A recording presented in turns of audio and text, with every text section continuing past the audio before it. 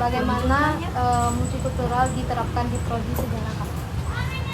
Baik, jadi untuk multikultural sebenarnya di setiap prodi itu kan pasti di semua fakultas, di semua di universitas ini kan multikultural itu banyak sekali ya, karena kan kita berbeda-beda orangnya dari suku Jawa, Sunda dan lain sebagainya gitu kan. Kalau untuk penerapan multikultural di prodi pendidikan sejarah udah banyak yang kita lakukan, kayak misalnya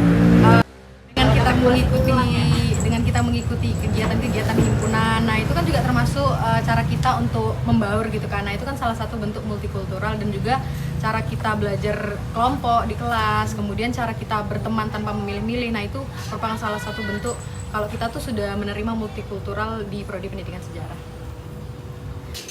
Pertanyaan kedua, apakah kakak pernah mendapatkan perlakuan diskriminatif terus tuh kayak di sekitar kakak gitu? Oke.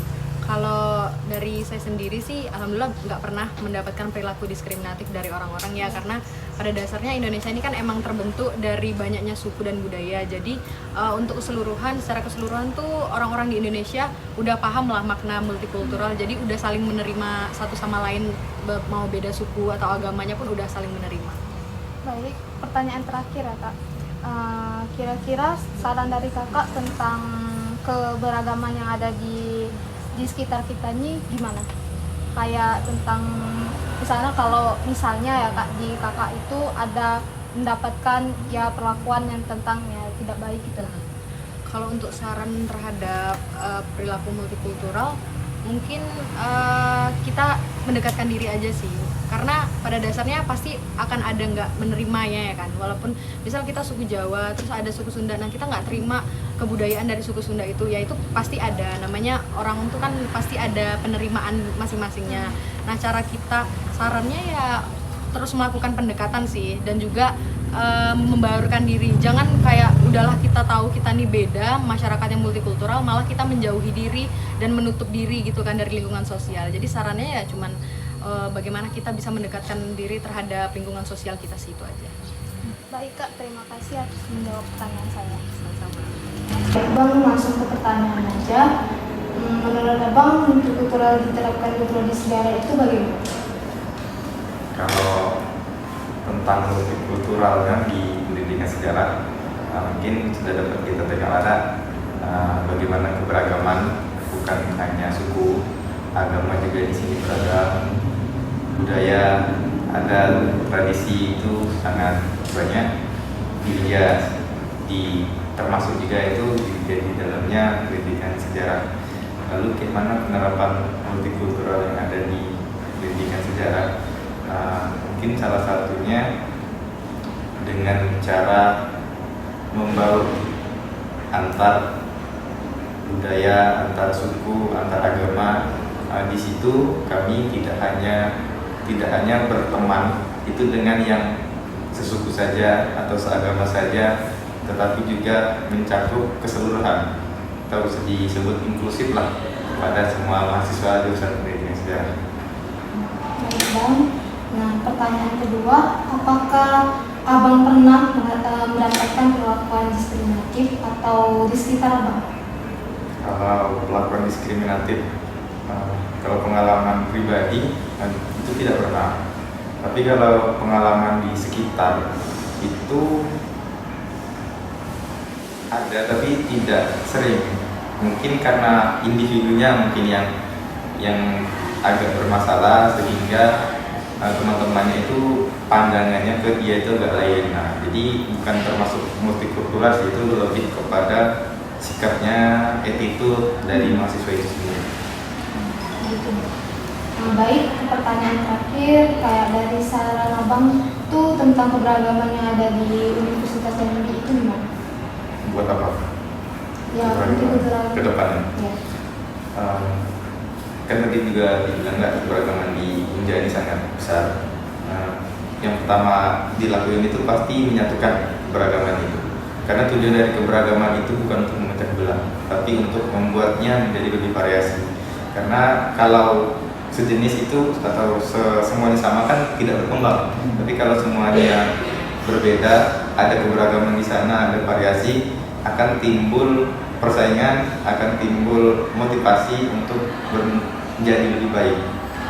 Ya sarannya ya perbanyak kegiatan-kegiatan yang melibatkan banyak orang, yang melibatkan pertemuan banyak orang agar lebih variatif, agar semuanya bertemu satu sama lain. Baik Bang, terima kasih telah menjawab pertanyaan dari saya. Tentang pendidikan multikultural ini kan Bu, mungkin menurut Ibu bagaimana pendidikan multikultural diterapkan di pendidikan sejarah? Pendidikan multikultural penerapannya di prodi kita gitu ya. Kalau pendidikan multikultural sejauh ini ya dia kan masuk ke dalam kurikulum. Jadi bukan hidden kurikulum tapi memang benar-benar muncul di kurikulum. Berarti memang prodi pendidikan sejarah sendiri sangat mendukung gitu ya dengan adanya pendidikan multikultural ini, karena kan memang kita basicnya kan kita itu kan beragam ya. Dengan adanya pendidikan multikultural ini nantinya teman-teman outputnya yang menjadi guru sejarah ataupun mau menjadi sejarawan dan lain sebagainya gitu kan, yang khususnya inilah ya guru sejarah, karena kan pendidikan multikultural ya, jadinya nanti bisa menjadi guru yang bisa menciptakan lingkungan yang inklusif lah gitu ya, inklusif dia menghargai perbedaan, keberagaman. Jadi kalau ditanya penerapannya di prodi pendidikan sejarah ya sejauh ini diterapkan dengan baik begitu ya, karena memang dia tidak sekedar hidden kurikulum, memang kalian sendiri juga mendapatkan kan mata kuliah itu gitu sebagai bekal nantinya ketika kalian sudah lulus kalian memiliki pengetahuan tentang pendidikan multikultural itu sendiri gitu sih. Apakah pertanyaan selanjutnya Bu, apakah pernah mendapatkan perlakuan diskriminatif atau tidak? Perlakuan diskriminatif, alhamdulillah sejauh ini tidak ya. Kalau di lingkungan ini, di lingkungan kita sendiri ya, di pendidikan sejarah itu kan kita multikultur juga ya, ada yang dari Minang, ada yang dari Batak, ada yang Jawa, ada yang Sunda, dan alhamdulillah kita bisa beriringan gitu. Kalau yang namanya perbedaan pendapat itu kan wajar, tetapi itu tidak menjadi masalah yang serius begitu ya, masih bisa diselesaikan gitu, karena wajar ya kalau dalam dunia kerja gitu ya, dengan kita yang backgroundnya berbeda-beda, agama beda, suku beda gitu kan. Dan untuk ibu sendiri sejauh ini tidak pernah mendapatkan perlakuan diskriminatif. Kalau dari ibu sendiri ya, karena kan tadi pertanyaannya subjektif kan, tidak pernah mendapatkan perlakuan dibeda-bedakan dan lain sebagainya, tidak sama. Baik itu yang baru, yang lama, dan itu memiliki kesempatan yang sama juga untuk mengembangkan diri dan lain sebagainya.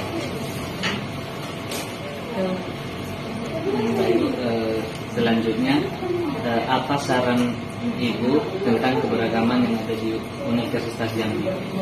Saran Ibu tentang keberagaman di Universitas Jambi, keberagaman itu kan hal yang lumrah ya. Keberagaman itu adalah hal yang lumrah yang kita sendiri tidak bisa mengelaknya. Jadi kalau dari saran dari ya kita itu harus bisa menghargai yang namanya keberagaman itu, menghargai perbedaan. Kayak contohnya Mas sama Najwa berasal dari suku yang berbeda, agama juga berbeda, tapi kan tidak menjadi penghalang untuk kalian berteman, bersahabat, untuk mengerjakan tugas bersama dan lain sebagainya. Jadi intinya terus tebarkan tentang pentingnya menghargai perbedaan tadi ya. Terus juga kemudian berkaitan dengan toleransi, karena kan yang namanya keberagaman itu kan di dalamnya erat kaitannya sama toleransi ya. Jadi kan intinya kita harus mengembangkan dan juga meningkatkan sikap toleransi kita. Itu saja.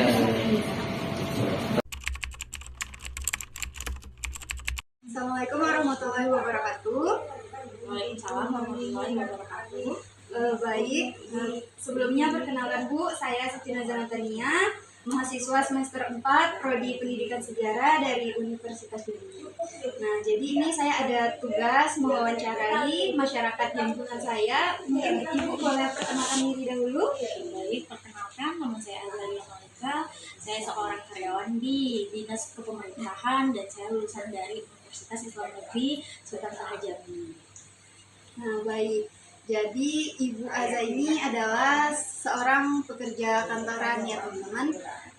Nah, jadi saya minta dulu ketersediaan waktu Ibu 5-10 menit. Kurang lebih ada 3 pertanyaan yang ingin saya tanyakan mengenai pendidikan multikultural yang ada di Indonesia, khususnya di lingkungan sekitar kita ini. Nah, jadi nanti Ibu jawabnya santai saja, tidak usah tegang. Dan kalau ada pertanyaan yang tidak Ibu pahami, boleh ditanyakan kembali kepada saya. Mungkin bisa langsung saja ya Bu? Iya, boleh, silakan. Nah, pertanyaan pertama itu tentang bagaimana pendapat Ibu Aza tentang adanya perbedaan suku, perbedaan agama, ataupun latar belakang sosial di lingkungan tempat Anda tinggal. Oke, baik. Terima kasih atas pertanyaannya. Singkat saja saya menjawabnya. Kita tahu bahwa kita tinggal di Indonesia ini, slogan kita adalah Bhinneka Tunggal Ika. Yang mana kita berbeda-beda tapi tujuan kita harus satu. Yang mana Indonesia satu kan. Nah, di tempat tinggal saya tentunya pasti beragam etnis, budaya, suku. Nah, di situ bagaimana cara saya menanggapi itu? Ya, saya sangat bersyukur tinggal di Indonesia. Dengan adanya bermacam-macam suku, saya bisa memahami, oh ternyata di Indonesia tuh tidak hanya ada orang Jambi, tidak hanya ada, kalau di lingkungan saya ada orang Banjar, ada orang Jawa. Di situ saya bisa lebih belajar, oh ternyata kalau tradisi adat Jawa tuh seperti ini ya, kalau misalnya acara nikahan contohnya. Terus kemudian, oh kalau di adat saya seperti ini. Nah, dari keragaman itulah yang membuat Indonesia ini tuh menjadi indah. Mungkin orang luar negeri pun mengagumi budaya dan culture Indonesia ini sendiri. Seperti itu. Betul sekali. Waduh, ini pendapat yang sangat baik sekali ya, perspektif dari Bu Aza. Betul bahwa Indonesia ini adalah negara dengan keberagaman yang sangat kaya dan kita sebagai masyarakatnya harus bangga akan keberagaman itu. Mungkin boleh pertanyaan selanjutnya ya Bu. Silakan. Apa yang Anda lakukan untuk mengatasi konflik antar etnis atau suku yang pernah terjadi di lingkungan Anda? Oke, yang pertama, dimanapun tempat kita berada, konflik itu pun ada. Tidak pun di tempat tinggal kita, di dalam lingkup kecil pun, dalam keluarga kita pun sering terjadi. Karena kita satu, apalagi kita yang berbeda ini kan. Nah, untuk mengatasinya satu, ketika ada konflik, kita tidak mungkin langsung turun tangan juga untuk memerintahkan stop, jangan konflik, stop, jangan begini, jangan begitu. Ya pasti kita harus mencari penengah dari itu semua, yaitu mungkin dari dialog RT-nya. Kita cari dulu apa sih masalahnya, apa yang membuat terjadinya konflik ini. Nah, nanti kita bisa sama-sama untuk dimusyawarahkan dengan baik. Baik. Mungkin ini jawaban yang tepat sekali bahwa kalau ada masalah kita tidak bisa serta-merta ikut campur, mencampuri gitu. Kita harus kepada pihak yang lebih berwenang, mungkin seperti RT atau rukun tetangga dalam lingkungan masyarakat. Untuk pertanyaan selanjutnya dan menjadi pertanyaan terakhir, apa harapan Ibu Aza untuk generasi muda nih di dalam mengatasi adanya tindakan diskriminatif yang terjadi di lingkungan masyarakat? Oke, salah satunya itu adalah rubah dulu mindset dan pola pikir kita sendiri nih. Kita sebagai masyarakat Indonesia, terutama di tempat kita yang mungkin kita yang berpendidikan lebih ya, maksudnya dalam artian kita yang punya wawasan lebih tinggi, kita jangan menjadi provokator di dalam akun. Hal-hal yang seperti gini ya, anak-anak generasi muda sekarang ini, kalau saya lihat dari SMA, mungkin dari SMP, karena juga saya melalui jenjang karir itu ya. Jadi saya terkadang ada yang berbeda etnis ataupun suku, seperti saya Islam, terus yang lain ada non-Muslim. Nah, itu seperti diledek-ledek. Nah, sebenarnya kembalikan lagi ke kita. Kalau pemahaman kita tahu tentang keberagaman Indonesia ini, bahwa sebenarnya apapun yang dianut sama teman kita itu bukanlah hal yang masalah, karena tujuan kita tuh ada satu, Tuhan yang Maha Esa, seperti landasan Pancasila kita yang pertama, Tuhan yang Maha Esa. Baik, Ibu Aza, terima kasih atas wawancara singkatnya. Terima kasih sudah meluangkan waktunya untuk menjawab pertanyaan saya. Mungkin saya akhiri dengan mengucapkan Assalamualaikum warahmatullahi wabarakatuh. Waalaikumsalam. Assalamualaikum warahmatullahi wabarakatuh. Perkenalkan sebelumnya, saya Siti Nazana Tania, mahasiswi semester 4. Baik, jadi Kak Ima ini adalah mahasiswi di salah satu perguruan tinggi yang ada di Kuala Tungkal. Nah, sekarang saya minta izin sebelumnya. Saya ingin mewawancarai kakak, kurang lebih ada 3 pertanyaan. Silakan dijawab dengan jujur dan santai saja. Mungkin untuk membersihkan waktu, langsung saja ya kak ke pertanyaan pertama. Bagaimana pendapat Kak Ima tentang perbedaan suku, agama, ataupun latar belakang sosial yang ada di lingkungan sekitar tempat kakak tinggal? Baiklah, terima kasih sebelumnya. Di sini saya sedikit memaparkan bagaimana perbedaan di sekitar lingkungan. Menurut saya perbedaan di sini memang sangat banyak, dan juga walaupun banyaknya perbedaan itu tidak membuat masyarakat di sini berpecah belah ataupun adanya konflik. Jadi karena sudah terbiasa dengan perbedaan, jadi masyarakat saling menghormati satu sama lain. Baik, berarti dapat disimpulkan bahwa masyarakat di sekitar tempat kakak tinggal itu memang berbeda-beda, tetapi hidup dengan cukup rukunnya. Iya, bisa dibilang begitu. Baik, mungkin ke pertanyaan selanjutnya, apa yang kakak lakukan jika di sekitar kakak itu terjadi konflik etnis atau konflik antar suku? Baiklah, sebelumnya yang bisa saya lakukan sebelum terjadinya konflik tersebut, bisa juga kita cegah dengan yang namanya saling menghormati satu sama lain. Dengan adanya perbedaan antara kita dari segi agama ataupun segi budaya, kita harus saling menghormati agar tidak terjadinya konflik. Dan kalaupun terjadinya konflik satu sama lain, kita harus ibaratnya itu memberikan nasihat atau semacam arahan kepada yang bersangkutan agar tidak melanjutkan atau tidak mempermasalahkan itu. Istilahnya dimediasi Ya. lah ya. Ya, dimediasi. Dan jangan sampai pihak lain memanas-manasi atau semacamnya.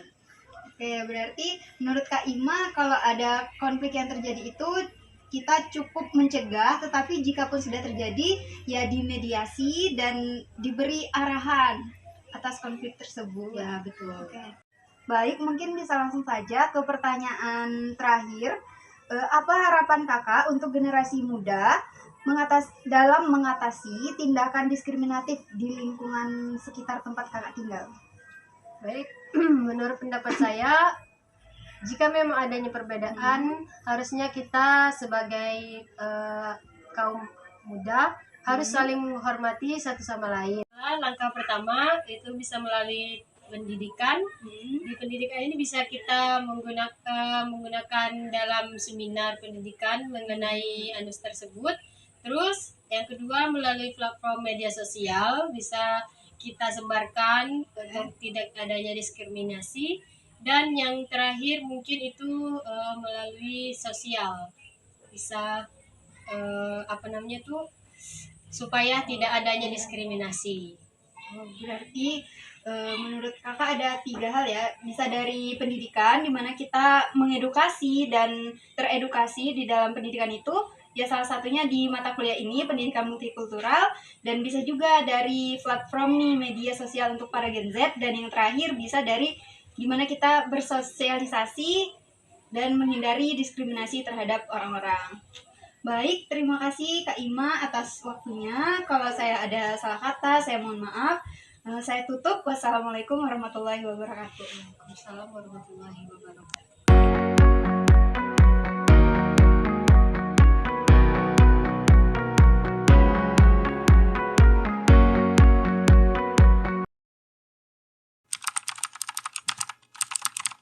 Kita dulu diarahkan presiden kita itu bukan Instoenter ya Pak ya? bukan, Kita dia sendiri pendidikan aja tetap. multikultural gitu. Pendidikan multikultural, jadi kajiannya itu ke pendidikan multikultural, ciri khas kita gitu. Maka penyampaiannya pun juga harus ya kita buat, kita susun bagaimana menyampaikan sejarah itu sehingga bisa diterima oleh berbagai kalangan. Kamu misalnya, kamu dari Jawa, kamu dari Padang, kamu saya cerita sejarah. Kalau saya cerita sejarah Jambi, kira-kira menerima enggak ya? Kan kamu punya sejarah Padang. Nah itu kan. Nah bagaimana akhirnya kita bisa menyampaikan sejarah itu dari keberagaman atau keanekaragaman etnis tadi. Maka muncullah pendidikan multikultural itu. Itu diterapkannya dari awal prodi ini ya Pak? Ya dulu sejak apa itu akreditasi pertama itu. Berarti udah dari awal. Nah, terus akhirnya sekarang menarik itu kan saya masukkan, terus saya cerita dengan Pak Dekan, oh itu menarik, itu fakultas saja juga diikutkan. Tapi sebenarnya tujuan kita pendidikan multikultural seperti apa, terus rencana seperti apa itu harus dianukan. Karena saya kan ngajar itu, ngajar mata kuliah itu kan, itu harus dipikirkan masing-masing. Kita mengajarkan sejarah pada orang yang berbeda-beda. Kan kamu sudah bawa sejarah sudah bawa kan? Ya, kan? Saya ini gimana cara saya sehingga apa yang saya ajarkan bisa kamu terima semua. Itu tujuannya itu. Iya Pak. Tidak membeda-bedakan. Tapi kalau materi saya cuma sejarahnya sejarah Jambi, nah, orang Padang gimana dia kan punya sejarah. Nah, makanya saya dalam penerapannya itu orang boleh mengambil judul skripsinya atau mengkaji skripsinya terserah mau daerah masing-masing. Makanya ada orang Batak ngaji. Jadi itu yang menjadi tujuannya sebenarnya supaya apa ya, supaya kita ini berbeda-beda atau sesuai dengan sejarah masing-masing gitu, beda-beda tapi tujuannya sama. Itu keanekaragaman kita gitu, di pendidikan sejarah itu. Maka saya izinkan tadi